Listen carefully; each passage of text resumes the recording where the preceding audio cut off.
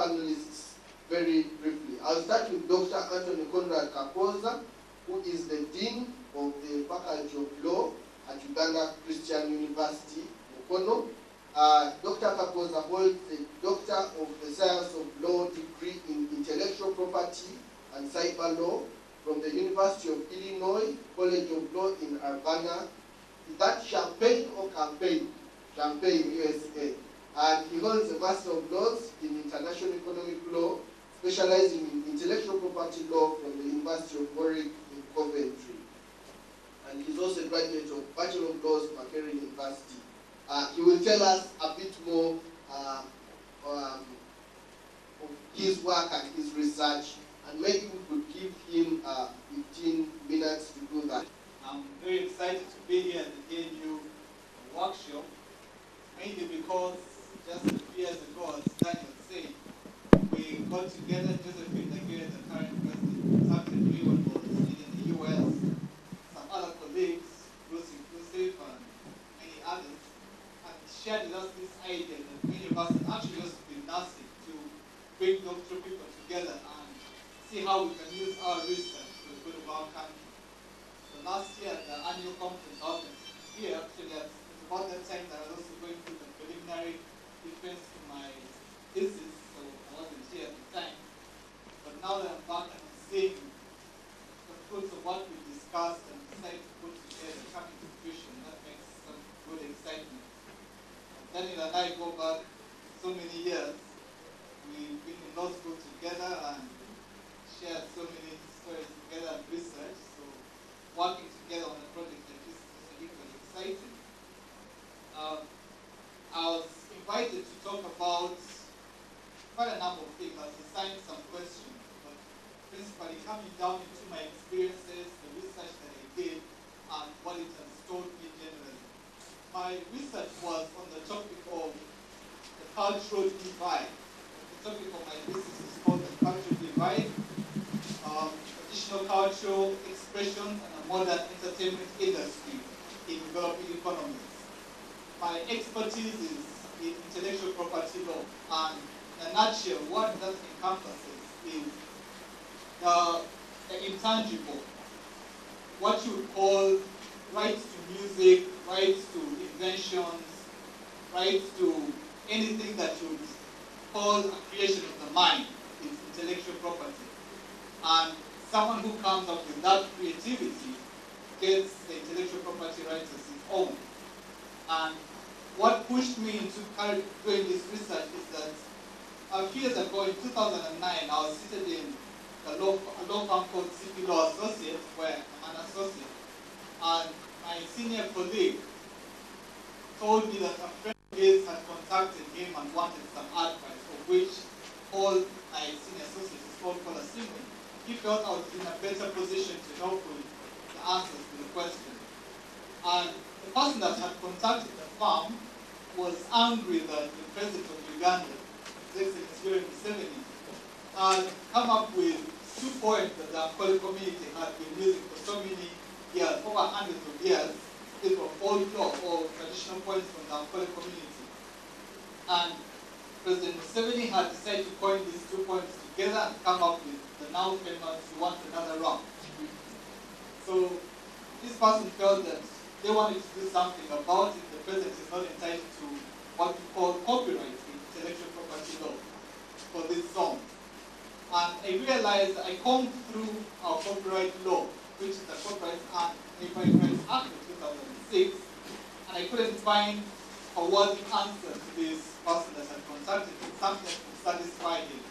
Because one, the law was rather vague on how you can stop someone from picking folklore and turning it into a modern song. And secondly, why stop this person in the first place? Because the president is also a member of the Ankole community, for instance. So it's really brought so many interesting questions my way. And eventually, when I went into doing my doctoral thesis, I decided that this is an area that I would explore and see how we can use our traditional cultural expressions, which that song, the Benkoni, as we now know it as Benkoni, is a traditional cultural expression. The thesis was in looking at how we can use traditional cultural expressions to better our developing economies, Uganda being one of them. So that formed my case study. The paper is on my case study, and for those of you that are really interested, I'll give you the link to my thesis, which is available online. I've contacted some publishers who are going to publish it as a book. So I'll talk a little bit more about that when I discuss one of the questions that I was given. I'll just get quickly down to the summary of my questions. The first question I was asked is that in my recent blog, by the way, I contribute to a blog called Afro IP. It's an African intellectual property blog that brings together people like mine in interest concerning intellectual property all over Africa. So we contribute, discuss different issues concerning the development in the intellectual property world in Africa. And so I regularly put articles there, and there's one article I put there in 2013, and I was disturbed by something I picked up on the New Vision online, because, for those that can resonate with this, while we're out there doing our doctoral studies and the like, we feel closer to home, and we're always reading New Vision online, Monitor online, and the like. So I was back there in the States, and I picked up on this article that was talking about the National Biotechnology and Biosafety Bill that was being discussed in Parliament. And from what I had studied on biotechnology and biosafety, it's really to do with using microorganisms, bringing different microorganisms together to create something new. And what this bill is focusing on is to use artificial means of creating new plant activities. So I felt that this was going to in any way inhibit our local farmers from the way they've been practicing their crop husbandry and the like.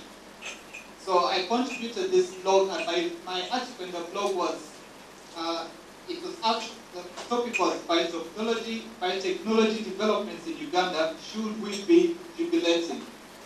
And it was posted on the Afro IP blog in March of 2013, so it's not that recent. And I was mainly asking questions that, should we jubilate that we have a new law that's going to come out and help us in how we can create new plant varieties out of artificial means?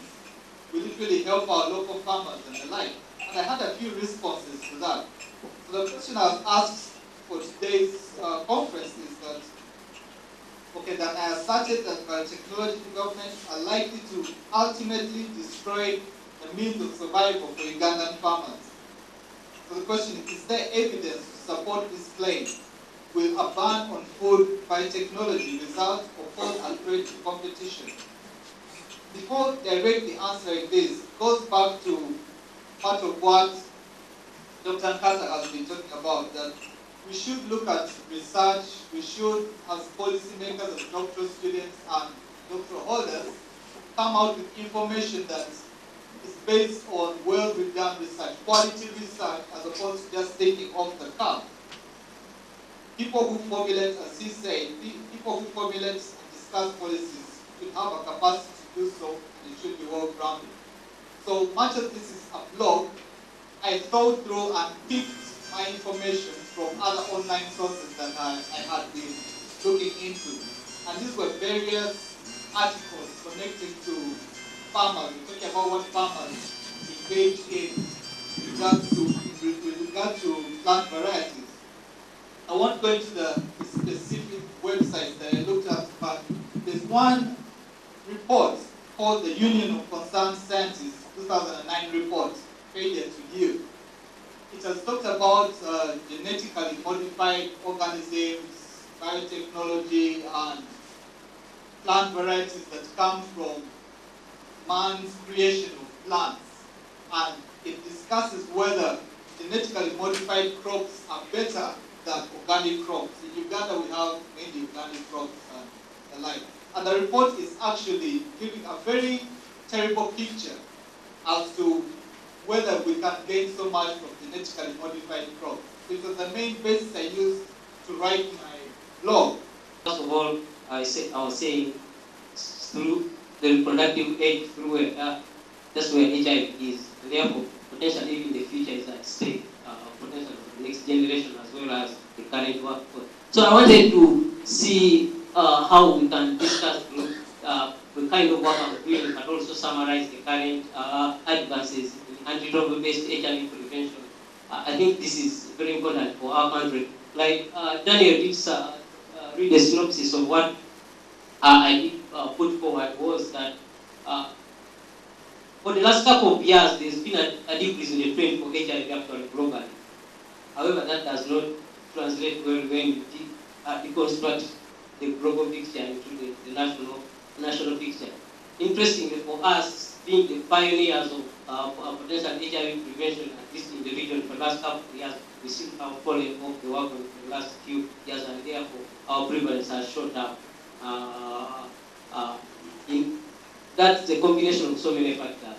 So I wanted to summarize the new interventions which have come globally around and which potentially can have a big impact to our nation as well as to our population and potentially drive our development when we have a healthy working population.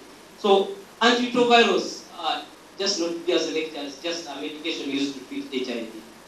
However, recently, through empirical research from many clinical trials, they have been found that they can also be used to prevent HIV acquisition by two arms.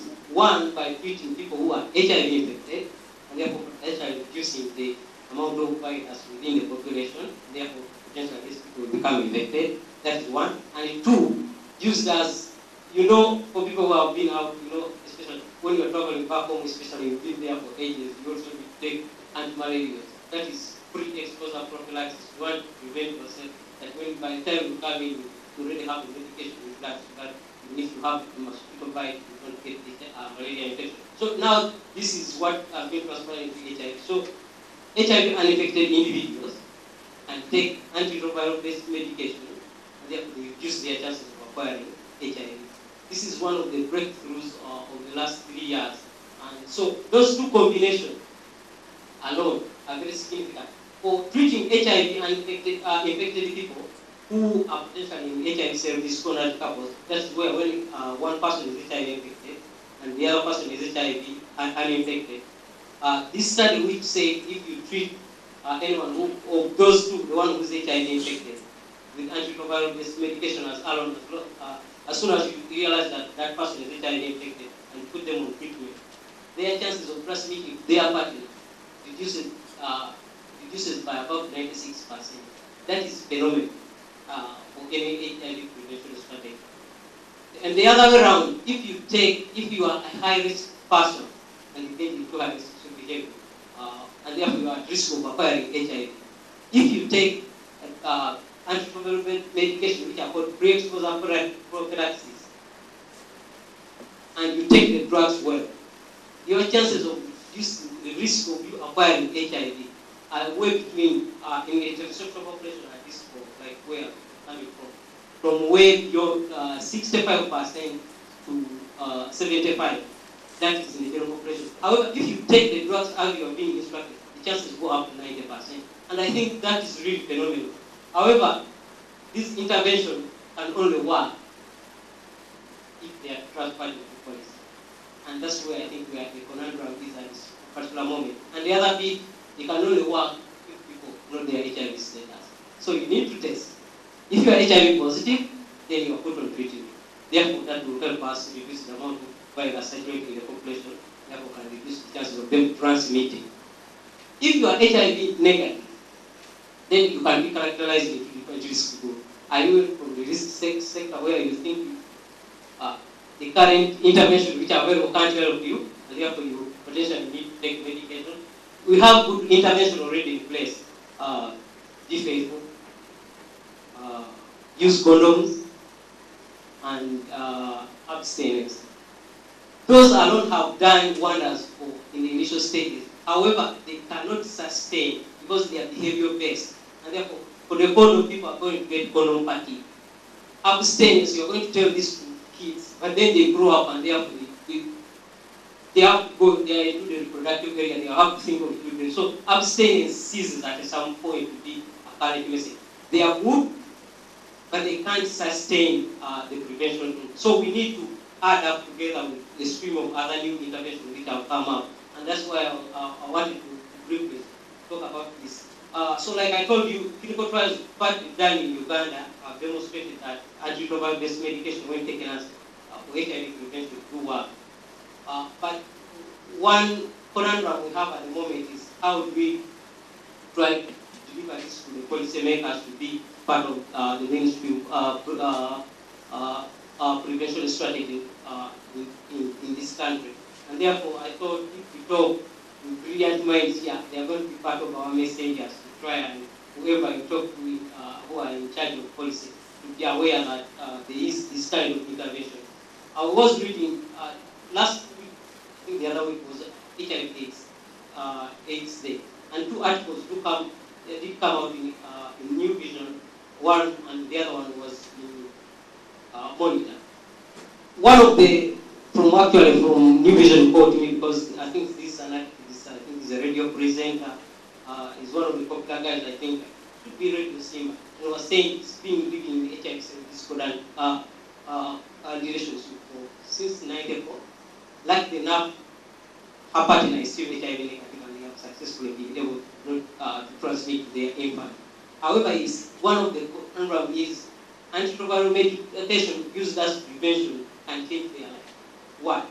One is saying the burden of prevention now lies on him. He has to be taking his medication so that he doesn't transmit.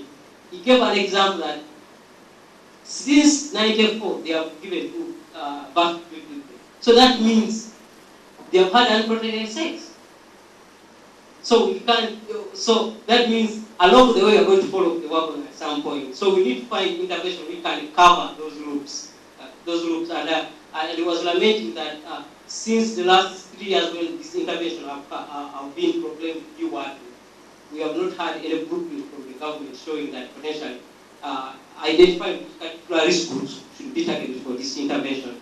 One important point, I think, most important point I wanted to discuss for which ideas have advanced is PrEP when taken works, or an antiretroviral works. But you don't always have to be perfect. And barriers which people respond that when people take this medication they are going to become this to us. We should expect certain barriers, but how much of that barriers do happen? We do have some evidence which should help show whether actually people, when they know that, yes, this drug potentially works, whether they go crazy, something like that. Those are most of the things that which are in hearsay, but empirically potentially showing other ones. And I think that is the information we need potentially to put out as us potentially in research that, yes, these are potential risks, but how do they translate at the population level? At the individual level, they might be present, but how do they work at the population level? And then the other one is some of these drugs are wanted, like I was saying, that activist advocate was lamenting that this intervention are there, but the government has not come up with a policy whether. I think it's one thing not to say we don't have money for that, which is okay, but it's also another thing to come out and proclaim where you stand and you say maybe people who can afford can always access this intervention, something like that. And then the other one, there are risks actually in not taking up this intervention, but the biggest risk I think is not doing enough, and that is potential from us the researchers as well as from the government point of view. So one of the questions which did come up was, is the high HIV incidence in Uganda and Nigeria and South Africa, from what the synopsis Daniel gave, is a reflection of permissiveness compared to other sub-Saharan African countries, or a reflection of good reporting? It's hard to say. The numbers which are put, the numbers to measure the true change in new infection and the rate, that's measured as the rate and the incident rate. But the numbers normally, and the incidence rate is extremely hard to measure. So the numbers which are normally put up, especially in these agencies, the UNICEF and WHO, are actually just numbers of new infections, and that is a function of both the local prevalence of the number of people who are affected in HIV in that country, as well as its particular population. But the most worrying thing is always the trend. What is the trend like? It's not so much about the number, see in 2000 we had 120 HIV infections in Uganda, but what is the trend? Is it pointing upwards or downward? And I think it could be true that there is also good reporting in these countries, but it's hard to tease out that normally. But I think for the last 3 months, I think my colleague Bernard, who's also experienced in this area and always achieve it, is that there has been some improvement in the methodology used by UNAIDS as well as WHO, at least in measuring some of these parameters. So I think it's hard to tease out whether this is due still true to good reporting. But about permissiveness, I will say, at least for Uganda case, I think we did go off the wagon a bit. And I said we are fronting more so about the behavior-based intervention, which they have done substantial work to help us that this epidemic at a certain level. However, they cannot sustain that. We need other intervention which can close other gap. Like I said, the other person, he does know that his partner is HIV uninfected, but they were struggled with the decision of whether to have a child. So how do you help such a couple? They're not going to separate. They're in love and they're interested in having a child. They're not going to use a condom because they're interested in having a baby. So which intervention are they available? Because we are promoting about abstinence and economy. So these are interventions we can recover. I work in government, and my motivation to undertake a PhD was because I realized that most of the people who are PhD holders were actually in the mainstream academia.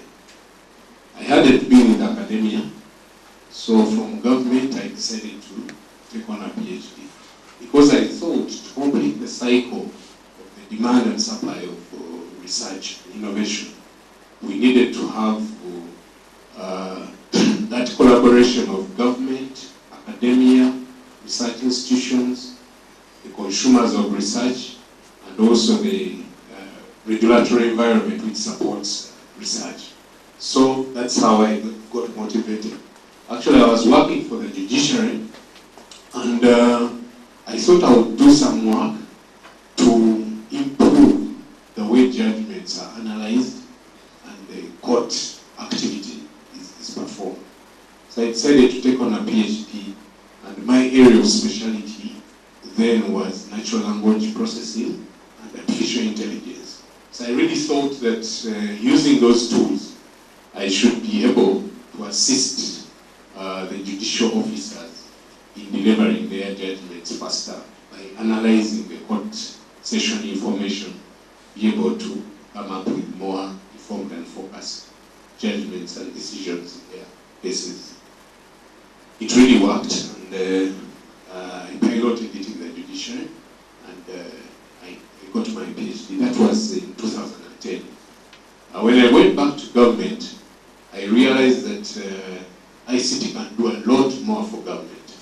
And now we are talking about the digital era, and you cannot move away from ICT. All the disciplines depend on what? On ICT. But what happens is that there are challenges there. Number one, the cost of ICT solutions to facilitate service delivery. Number two, the security of the information. Number three, accessibility and the enabling environment. So I championed that in government. Dr. Kata is not here, but actually we are doing a lot of research to inform policies. I will take you through that, but back to the questions that I've been posed with, which are also in relation to the challenges I had realized. Number one is how was Uganda prepared to combat internet fraud, predators, and abusers? Yeah, this is a very big problem because people don't trust using ICTs. If you're, for instance, told to use internet banking and you are told that you have been given access to transfer funds electronically, and you are aware that some people can hack into your computer or can tap into your passwords and everything, then of course you're not what? You're not encouraged to use those solutions. But what has government done? Through research and innovation, we have developed what they call a SAT. That is a Computer Emergency Response Team. It's both a team of people as well as technologies.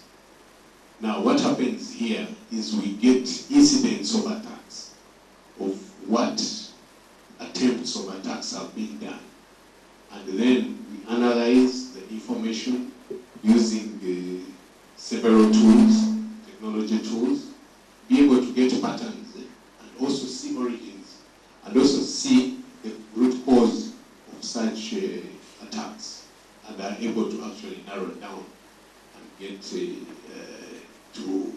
the suspects who have committed those crimes.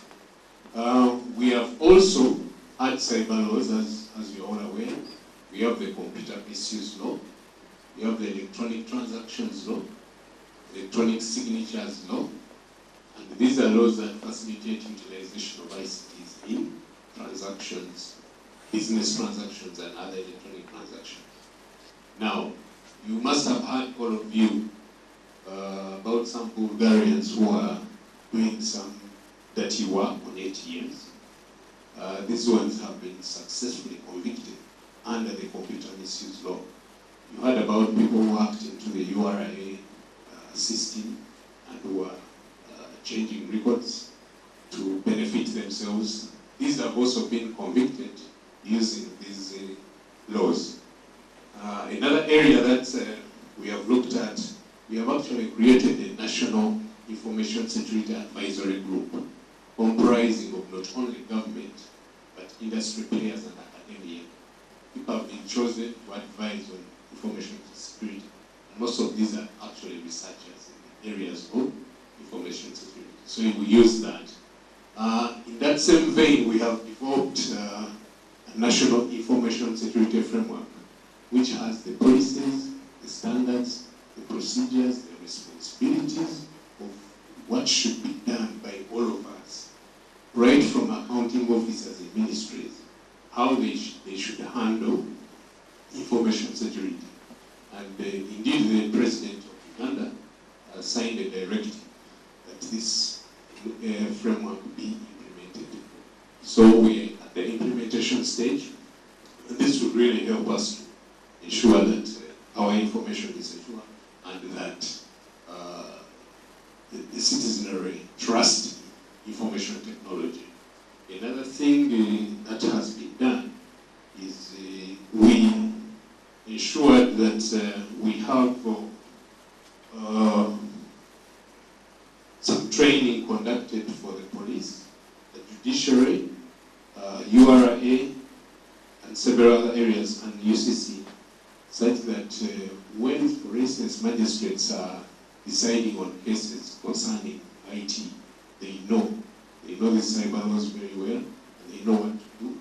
The police also knows how to preserve evidence in that case.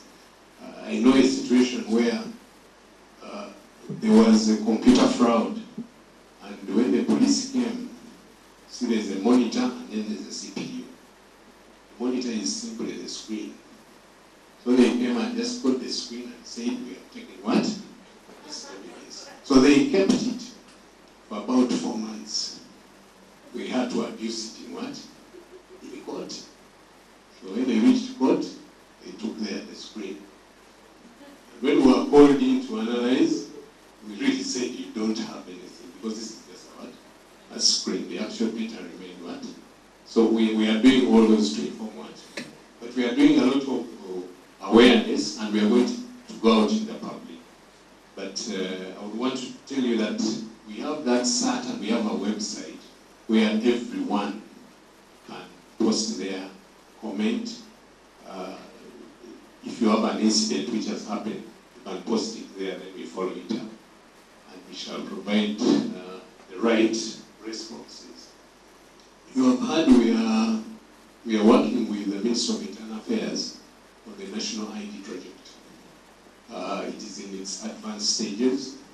And out of that National ID project, we are going to have a national data bank, which not only has bio details about citizens, but it will have many more details about citizens. For instance, It will link to your tax records, your medical records, of course those which are allowed to be accessed, and then can link to your bank records.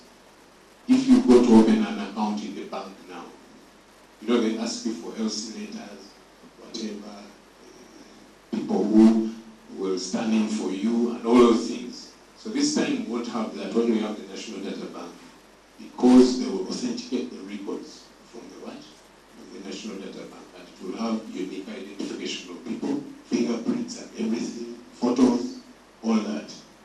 Out of the countries performing a virtual operation on someone with doctors around, and the internet goes off and they meet over what?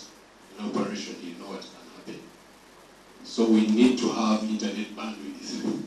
In education, you could perform e-learning, that you have lecturers from the US, lecturing several institutions, say in Uganda, at the same time, but you all see the same. But we need instant connectivity for that to happen.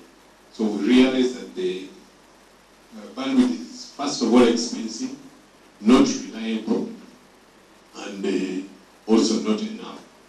The service providers can provide you half of what you actually pay for. So what have we done? Number one, you've heard of a national backbone infrastructure. That's a fiber optic cable, which we have laid the whole country. And already